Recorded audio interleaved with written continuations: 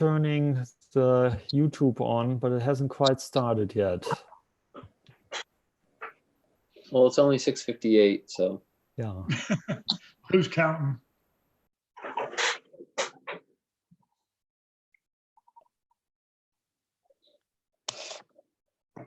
Okay, so YouTube has started, so we can start at any time. All right, is it close enough to go, Adam? I would just say wait till 7.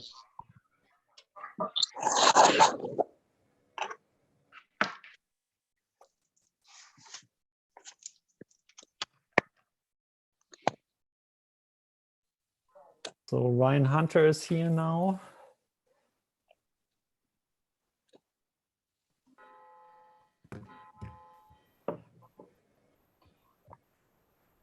Now, my clock above the fireplace just chimed 7, so I guess it's time to roll. Let's do it. All right, welcome everybody out to Planning Commission. This is May 20th, electronic meeting. We'll forego the Pledge of Allegiance because I have no flag within sight. Let's go right down to discussion of section 17.5.133 of the American Fork City Development Code entitled Street Parking Standards. This is a discussion item only. There'll be no motion, no decisions made. This is for discussion only. Go ahead, Adam. Thank you, Mr. Chairman. I wanted to bring this up as a discussion item tonight because a few years ago, the code was updated by referencing the table that is identified in the memo. The table came from a book, this National Planning Standards book. The intent of the table was to provide information for different commercial uses. An unintended consequence of adding this table was that it also gave us additional requirements or I guess you could say allowances for multifamily uses, where the code as we had it and as it still exists, you can see on your screen, the requirement was 2¼ spaces per unit. And what the table did was it allowed a further breakdown of multifamily units, basically from studio, 1-bedroom, and 2-bedroom. This has just created a little bit of inconsistency and question in the development community when projects come forward, because they're wanting to utilize this table because it does allow a slightly lesser parking requirement than the 2¼ per unit. And so in talking with the city attorney, her and I have talked, and what we would like to do, and what I've brought for you tonight as a discussion item, is showing you these two areas of the code. And based on your feelings and your recommendations as staff, we can go back and basically draft a cleanup of this, whether or not we follow the 2¼ and then delete out some of these further breakdown of parking standards based on bedroom and unit size, or we take out the 2¼ and just go with the breakdown of studio, 1-bedroom, and 2-bedrooms. So I'd like to kind of get your feedback where you feel we should go, and then we can go from there and create an ordinance that cleans that up. Well, I'll express my view. I think we should leave it 2¼ but I would like to hear from everybody else on the commission what your individual feelings are. Parking is always going to be a problem, and no matter what we say, somebody's not going to like it. But I think what we have works well if it's just adhered to. So I prefer we leave it as is and get rid of this table, because like I've said in the past, when a couple gets married, usually each one brings a car to the marriage, and it doesn't do any good to have, say 1-bedroom only gets one car. So I think we need to leave it as is. Anybody else's feelings? Christine, we'll start with you. I guess I'm not sure yet. It seems like a smaller place doesn't need as many. I don't know. I'm not sure yet. I'm kind of curious to hear more about what everyone thinks, and Well, maybe. that's why we want to discuss it. I want to get input from everyone on the commission so we can kind of decide what we want to do. But personally, I think we should leave it as is. Okay. I would How like about, kind of hear, because we have heard from developers that, other areas aren't requiring the 2 1/4.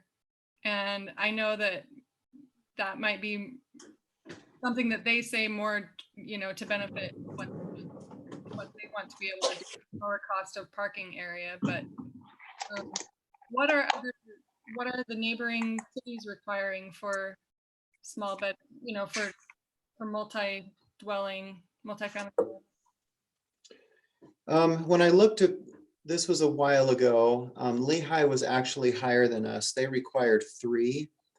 That was probably about 2 years ago. All the others were right about in line with kind of the 2 per unit, 2 1/4. Again, Lehigh was 3. Now, some areas have gone to further breakdowns near transit stations, which we've done that in the TOD.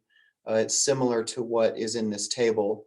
So as the bedroom count goes lower, then the parking standard is lower. And it's overall, it's slightly lower anyway, because we're trying to promote the use of transit. But this is for anything outside of the TOD. So any multifamily projects that are not within that TOD would default to whether to either the 2 1/4 or these 1 1/2, 1 1/4, or 2. So I feel like in a place that is more metropolitan, more like dense than American Fork, these things might make sense because people would use, subway and things like that. But I kind of agree that 2 people living in a house probably both have a car.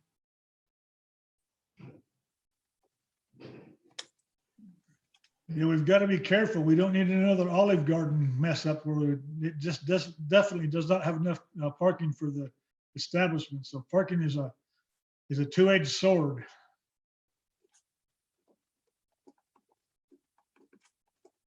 Chris, are you there? What's your thoughts? Yeah, I follow you guys.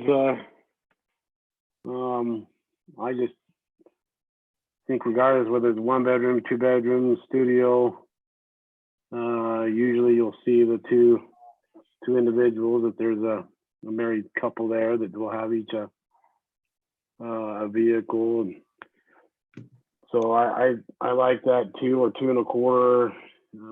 If that's what we have been at the 2 1/4, I sort of like just sticking with that and getting rid of this table. Use the table for the TOD, as Adam said.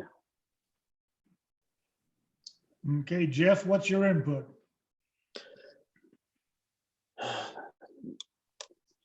Well, I haven't done a ton of thinking over this, but I think we just, I don't see the benefit of really raising it. The two seems to be pretty consistent, because you could have a married couple in a studio apartment. So I think if we stick around that the 2 per dwelling unit, I think that's more reasonable. Where it gets kind of, where I have a problem is when we start breaking it down to like 1.25, 1 1.5. I mean, what does a half car look like? It's called a scooter. Right. So I think we ought, this is going to sound silly, but I think we ought to focus the parking on whole numbers, not these broken down, quarter type of breakdowns. I think that makes it a little more difficult to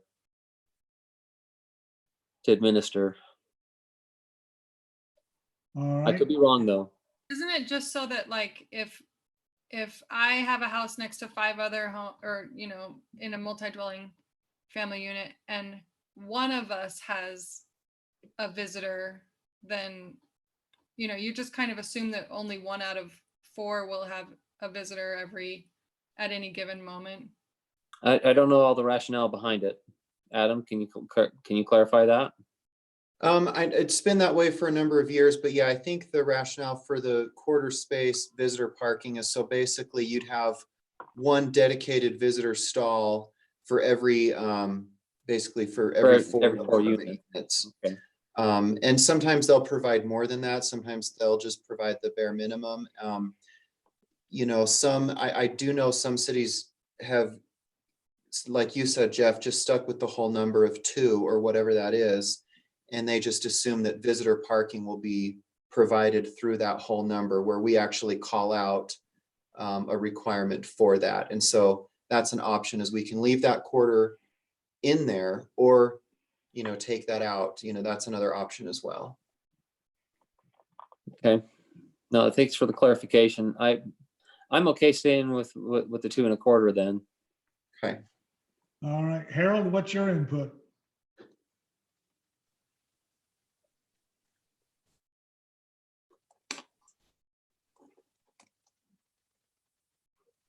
Harold, are you there? Sorry. Yeah, I'm using a different Zoom than I've used before, so I'm a rookie at this. You know, I struggle. I'm glad Adam gave the detail on the TOD, because I do believe, which goes against the way I've been for a lot of years, is that we as a community do need to promote and encourage walkable developments, and those next to the transit oriented. If this is not, if I understood you correctly, Adam, that there are some things in transit oriented development down there that would lower this. It's less than the 2 1/4. Is that what you said? It goes down. Yes, correct. Yeah, the TOD has its own parking standards, that zone. This is for everything outside of that zone. And yes, I am sensitive, and I know John has spoken, you've spoken many times about this, John, and I agree with you.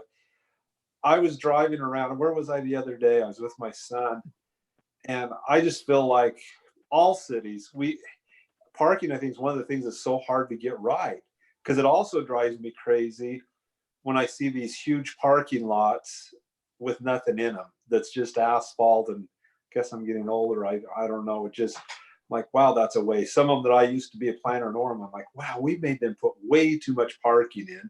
I guess it was just for their Christmas season or something. And so I have mixed emotions. I tend to feel like the 2 is sufficient in apartments, but the 2.25 works. I mean, and it does give, that way you don't have the on-street parking.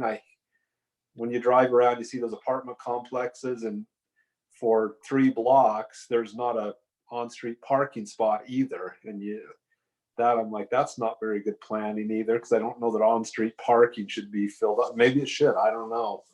But I guess I'm going to go with the chairman on this, because you've had a lot of years dealing with this, John. And so if you think the 2.25 is the correct number, I'm going to go with you on it.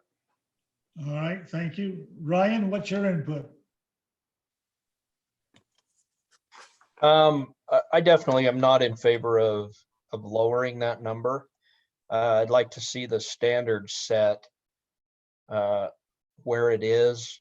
And then in the event that there's a development that wants to come in, and they can come in and appeal for a smaller amount, then that's the exception to the rule, as opposed to bringing it down arbitrarily.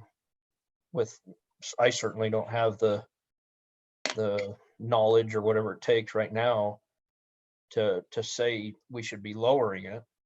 But if a developer was to come in and say, hey, here's why we believe this warrants a lower than standard parking ratio, because we're doing, whatever it is, we're next to the TOD, we're not officially in it, or whatever the circumstance is, then we'll all likely, hopefully, we would take more time to really study that out. And we could use that as an opportunity to give them an exception to that rule, as opposed to saying, well, let's just try for 2 or try for, whatever it is. But the intent of this is to set the standard so that in at least in my case, in my opinion, set the standard such that we're having adequate for, I don't know, I'm going to throw out a percentage, but 90% of the time, this would be adequate or above adequate parking. There's always going to be that weird exception that, you know, it's the school dance festival, and so there's not adequate parking that day, for example. I'm totally making this up, but you know what I'm saying. That one rare exception, we don't want to necessarily require something that would be contrary to that. But I just feel like it doesn't make sense to me to lower it. So I would be in favor of keeping it at the 2.25 and then allowing a developer to request an exception if needed. I'm glad you brought that up, Ryan. That's they are able to do that, and they've done that in the past. There have been occasions where some multifamily developers have requested some kind of a reduction. And then it's up to the Planning Commission and City Council to accept the findings for that. So that is something that they are able to do. One thing I've noticed, and some of you may have, is typically, I don't know that I've ever seen a multifamily project overparked. Yeah, we've seen it in commercial projects before, where, as Harold said, that may have been too much parking for that particular use. But I don't know that I've ever driven in or through a multifamily development and seen an excess of parking. And so usually it's more tight and more sparse, if you will, in the multifamily developments. So I have a comment. It seems like a lot of us are in favor of keeping it at least at 2 per dwelling unit. And just in the interest of compromise, I wonder how we feel about the 0.25. Does it really need to be 0.25? Could it be, 0.125? Could it be 1 per 8 units of units that would have 1 visitor spot? Just kind of curious what you all think about that. Do we really need 0.25 extra? I think we do. I'd almost prefer to go to 2.50, but I don't think we should go any lower than 2.25. What about the rest of you? My personal opinion is that if we're going to change it from what it is, we would need to have studies done that would give us that information, because I don't know that we want to make any kind of, my personal opinion would be that we don't make any kind of an adjustment up or down unless we, have the details in front of us that say, okay, here's some of the circumstances. Our neighboring city in Lehigh has it here. This is what they're battling with. Pleasant Grove is this. Orem, Provo is this. That would help me to make a decision that would allow me to vote in favor of either up or down. But until I had that information, I wouldn't feel comfortable making a vote to do so. So basically leave it at 2.25 is what you're saying for the time being.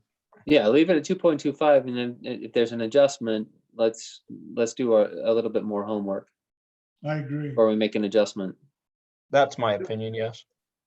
And I guess my opinion, Christine, I hear what you're saying, because I struggle, because I know there's been developments that I've been inclined to let them lessen their parking based on what they've come across, and yet what Adam said rings true to me, is that you very rarely been into a condo apartment type area that you see too much. And I know John's point is very well taken. So I like what Ryan said. If we leave it at the 2.25, and if we are allowed as a planning commission, if there's compelling reasons that maybe not just one of us, but as a whole commission then can see the ability to lessen it, and it ends up being 2.25, 2.12, even if it was 2, I think I can live with that if they could show it. But I think let's leave it at, my opinion is leave it at 2.25 now.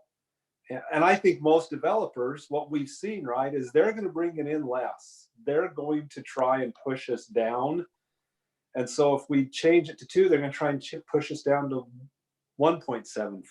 So let's leave it there. And if for some reason we have 5 new next developments that we lower it because of, then maybe we are wrong, but that's my opinion. Thank you. Well, That all remember, makes sense to me. And so thanks everybody for talking through it. I just wanted to explore that number for a minute. well, remember too, that developers want to put as many structures in an acre as they can. They don't want to waste space for parking. They want to make money off their structures.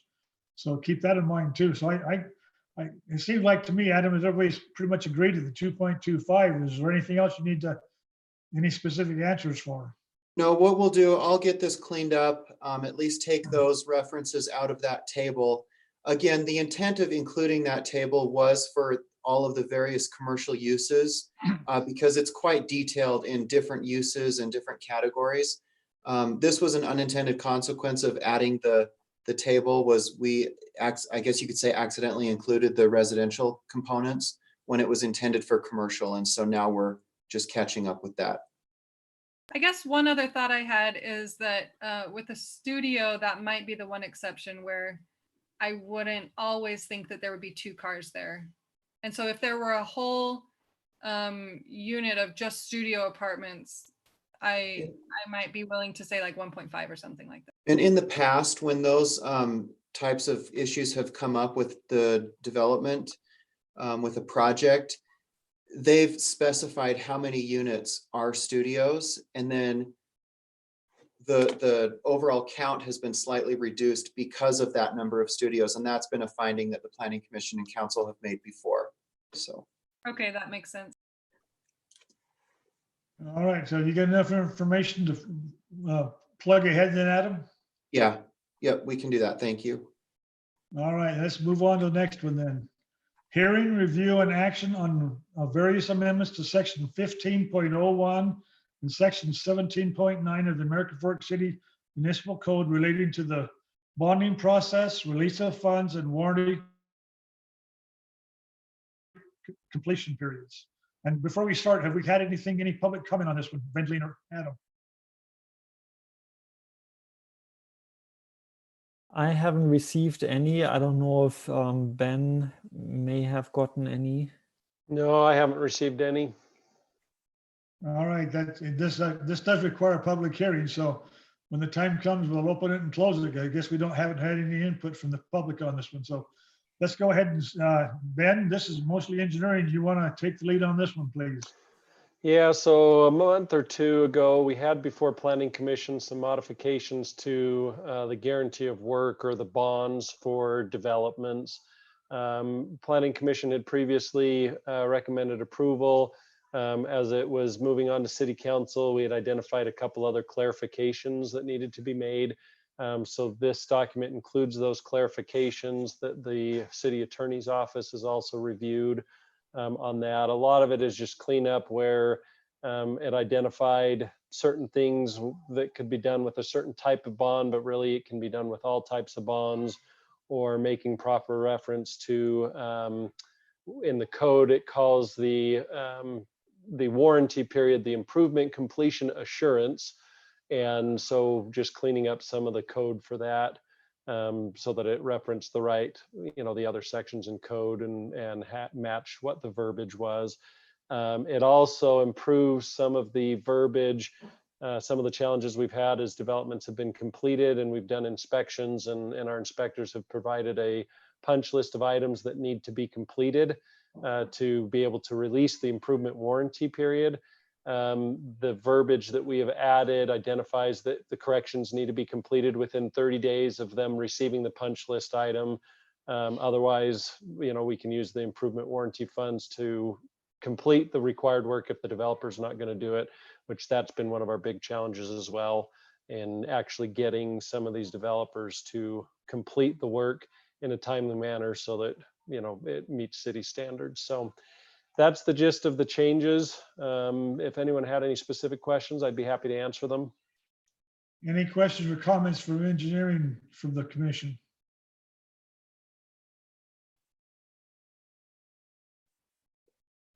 Doesn't appear to be any questions or concerns. It does require a public hearing. We'll open the meeting for a public hearing. But as we talked earlier, there's been no input, so we'll go ahead and close the public hearing. I'm in need of a motion from someone on this one, please.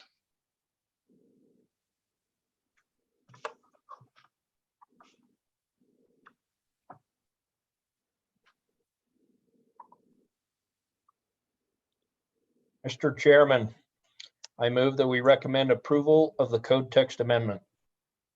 And that was who, please? Ryan, Ryan. Okay, we have a motion from Ryan. Do I have a second? Second, From who, please? Jeff. Okay, Jeff. I have a motion and a second. Any further discussion on this item? Hearing none, we'll take a roll call vote. Christine, Aye. Rod,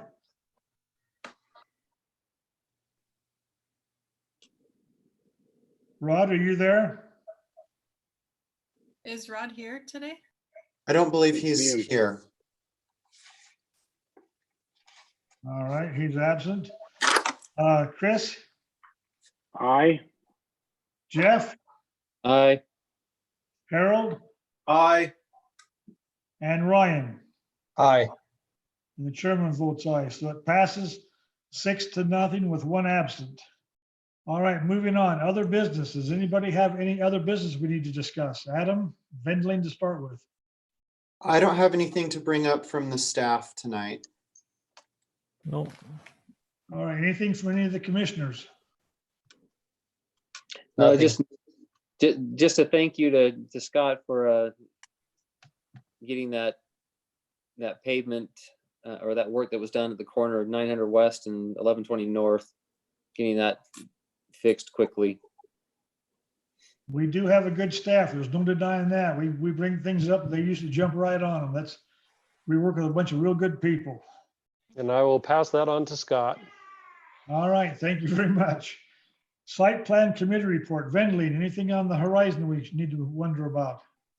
Yes, for the next agenda, we have 2 small subdivisions and more code text amendments from the engineering department. Now, are we going to be allowed to consider subdivisions with that moratorium, or is that just, that's not just the TOD, is it?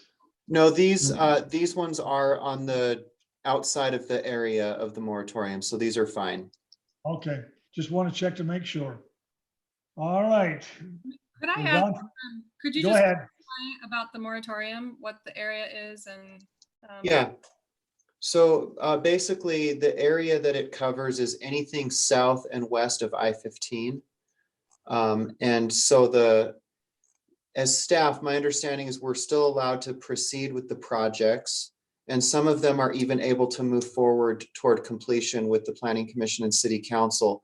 Where the moratorium kicks in really is with the vertical improvements. So some of these projects that have recently been approved or are up for approval could install those horizontal improvements such as street improvements, utility improvements. But the building permits for structures are not able to be issued until the water situation is resolved. And so that's the gist of the moratorium. Do we have any idea when and if that water situation might be resolved, Adam? The council has put basically an end date not to exceed 6 months. So it could go up to 6 months. It could be shorter than that. I know they're working hard on getting that figured out. They're working on funding as much as anything, right? Correct, yeah. Mhm. All right. Anything else we need to worry about? Doesn't appear to. We'll move on to review and action on the minutes of the May 6, 2020 Planning Commission regular session.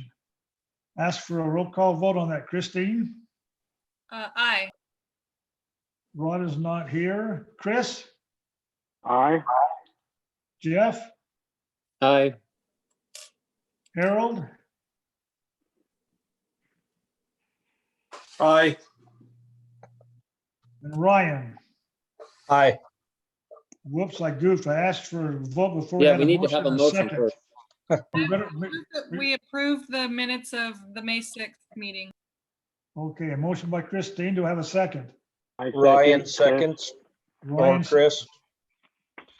all right, we have a motion and a second. We have the vote 6, and the chairman votes aye. So we have a vote of a 6-0. We're down to the big one. We need a motion for adjournment. Move to adjourn, Jeff. Jeff, okay. Second, Christine, Ryan, Christine, all Dang right. All those in favor of adjournment? I, Aye. All right, we are adjourned. Thank you very much, everybody. Hey, Thank you Ryan, all. if you want us to not know whose phone goes off, you might want to change your ringer. It was pretty clear whose phone that was. I was looking for my phone. I don't have it in here. I wondered if that was me. That was my phone. My wife was calling me, so I guess I better answer it now, hadn't I?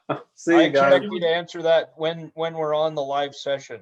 Yeah, gotta check in with the boss, make sure I'm still liable or something. Thanks, Thanks everyone. again, everybody. We'll see you in a couple of weeks. Thank you. Good night. Good All night. right, thanks, Wendeling. Thank you.